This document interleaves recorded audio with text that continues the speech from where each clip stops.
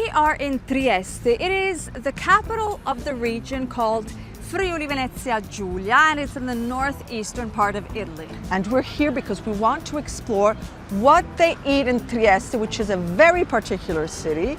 And it's been quite challenging trying to figure out what to do, and so we can't wait to start this mission.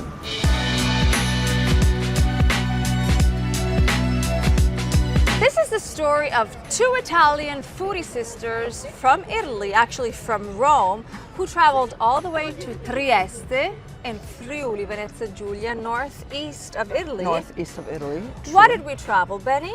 Because we wanted to explore, because that's what we love to do, the food and what they drink here, the foods and wines. And I said, let's go to Trieste.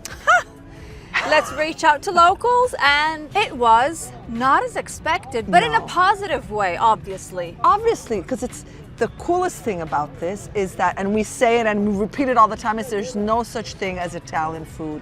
And every time we go to places, this theory gets confirmed and confirmed and confirmed. And here it was like, okay.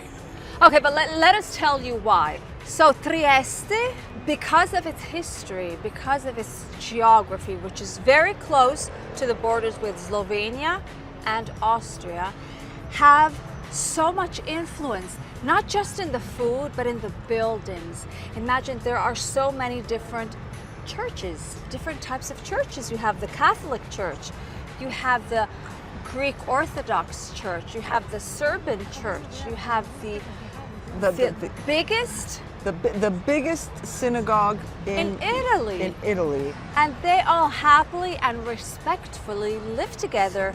And all this contamination of cultures obviously reflects in the food, in the traditions, in the recipes, and in life, and just their attitude and their lifestyle. And it's so particular, and it was just so fun to even the street signs are it's in more than one language. And so it's such a melting, I would say it's a beautiful melting pot. It's a beautiful melting pot. Now, what do you find, and what should you not miss when you come to Trieste?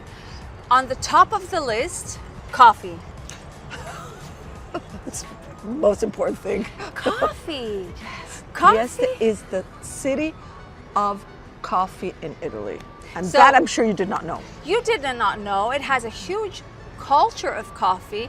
And the very fun thing, we're from Rome and we were totally not expecting this, is that they even have different names that Italians would not understand if they were here. So I have two names that really was like, wow for me. First of all, if you ask, in Rome we say caffè espresso, and here it's called caffè nero.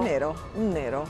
And then they have this version of like a mini cappuccino, but not in a cup, but in a glass. And so it would be like a cappuccino in bicchiere, and they short call it capo in B. It's just like, you walk in a bar and you say un capo in B, and they give you a little shot of espresso coffee with milk and foam, and that's a capo in B. And what they were saying is that if you go to another city in this region and you ask for capo in B, they would not even know what you were asking for.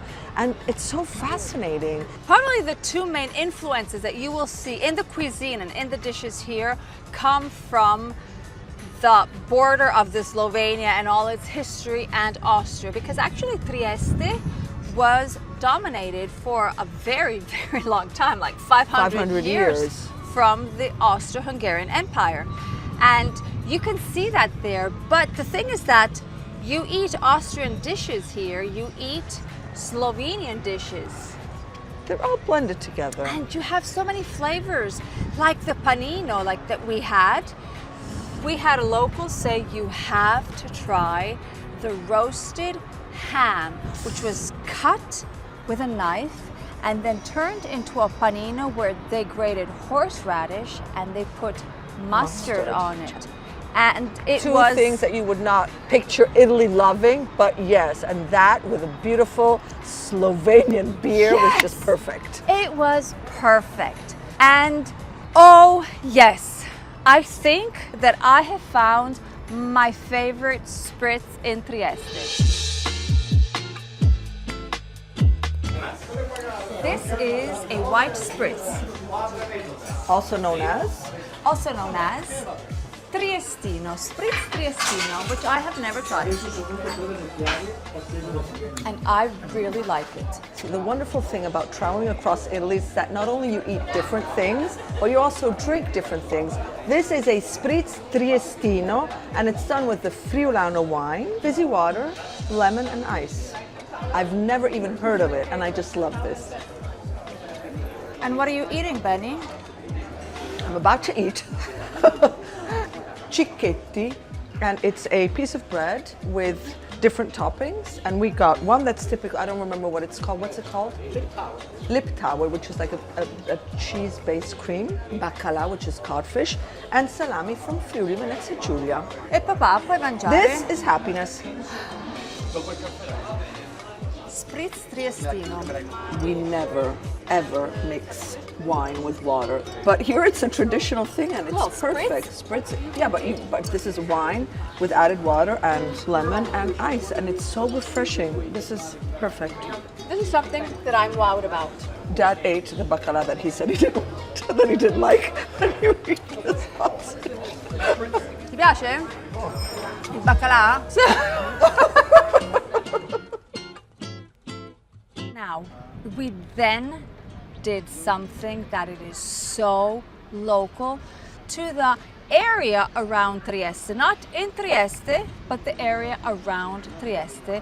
We went to have like an aperitivo, for us would be called an aperitivo, For them it was lunch. at an Osmiza.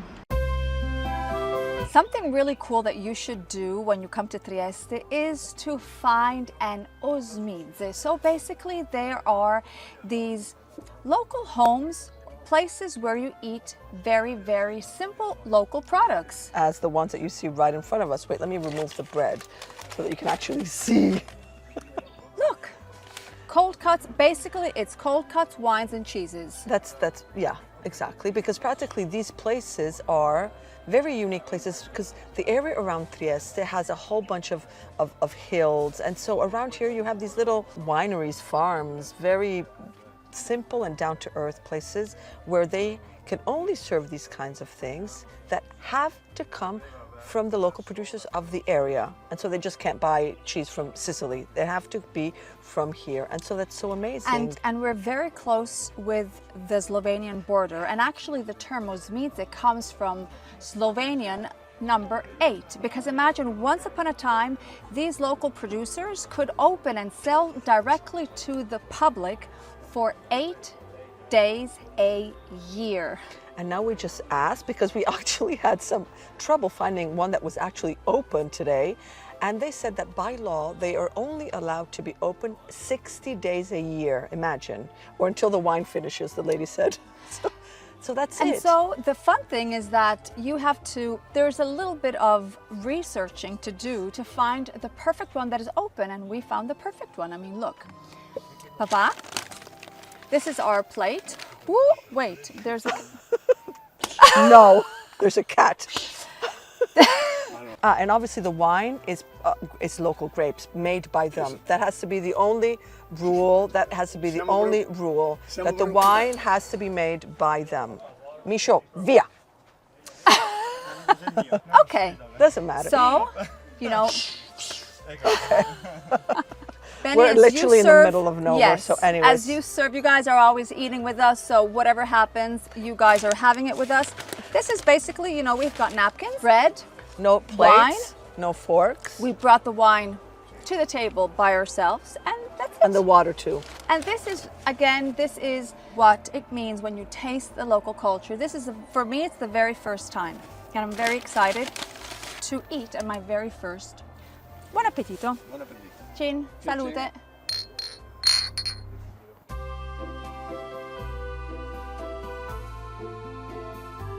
Oh my God, you guys, this is becoming ridiculous. Sorry, I just had something that I wanted to tell you. If you haven't yet subscribed to our channel, Local Aromas, do it now because we are working on so many little fun and informative videos about Italy that I know you do not want to miss. So subscribe now. Okay, continue watching.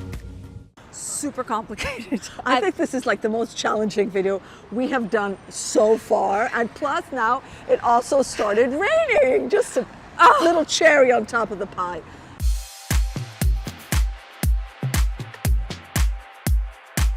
And the desserts here have nothing to do with what you would picture desserts in any other part of Italy. Here you have, think of Austrian, German, you have the spices, you have the cinnamon, you have the clove, you have all this The crispness, pine nuts, the raisins. And there is this traditional dessert from Trieste called Presnitz, which is like a little Presnitz. Presnitz. Now I win.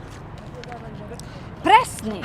Presnitz. Now there is this traditional dessert called, or pastry called Presnitz, and it is a spiral. And this is Like a snake that's all rolled on it on itself, like. And the locals said this was created and was invented by a local for the Austrian princess to say that as long as you may travel, at the heart of the spiral is Trieste and you will always come home. And it is a delicious It's very dessert. good, yes. It's very spicy and it reminds me of the Austrian desserts. It's got that, It's clove. oh, It does taste Austrian. Christmas Austrian, right? Buonissimo. And my Something, something. I know. She just, you know when you just walk inside, her eyes just turn into little hearts and she was like, tell them why. Because, again, you have a huge Austrian influence, is the Sachertorte. Sachertorte is traditional from Vienna. And in Trieste, you have the only extra Austrian, the only one outside from Austria. Official. The official Sachertorte. And it was exciting with the whipping cream, and it was just like the best treat in the world. So you are in Italy, okay? But you're not.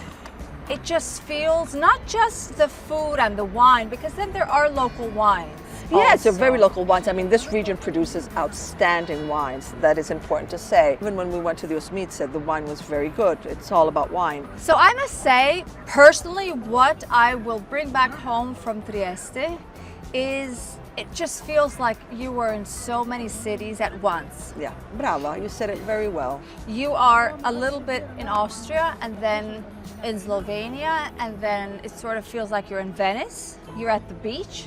But you've got the mountains. You've got the hills and the mountains. It just feels multicultural, and there is so much respect and value. And that's a beautiful thing. Everything coexists to perfection.